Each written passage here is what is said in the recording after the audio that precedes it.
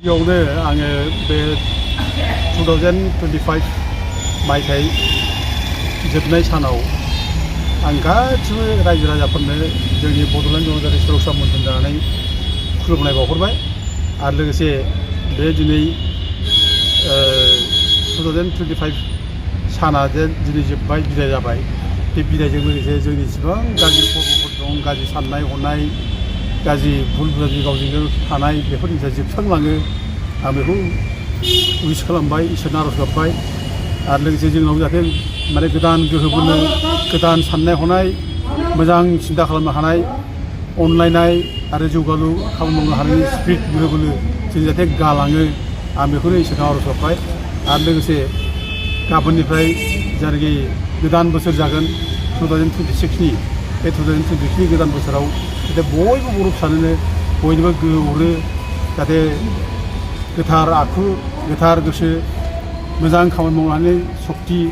जाहाथे बयजोंबो अनलायनाय बयजोंबो मोजां मोनलायनाय बेबायदि जाहाथे गोहो बोलो जाहाथे हरो गोदान बोसोरा लाबोयो आं बेखौनो खावलायबाय इसोरनाव होनाय जाबाय गासिबो जिल्लानि माने गिबियावनो आङो बे 2025 मायथाइ जोबनाय सानाव आं गासिबो रायजो राजाफोरनो जोंनि बड'लेण्ड जनजाति सुरक्षा मन्थन जानानै खुलुमनाय बावहरबाय आरो लोगोसे बे दिनै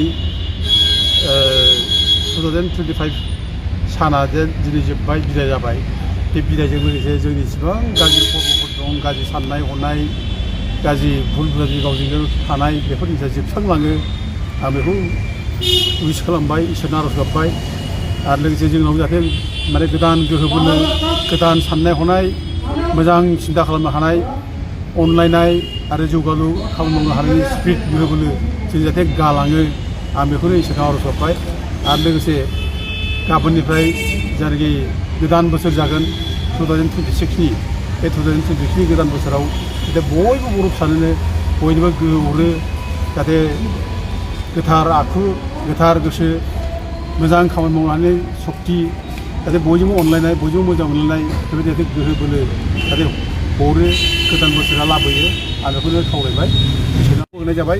गासिबो जिल्लानि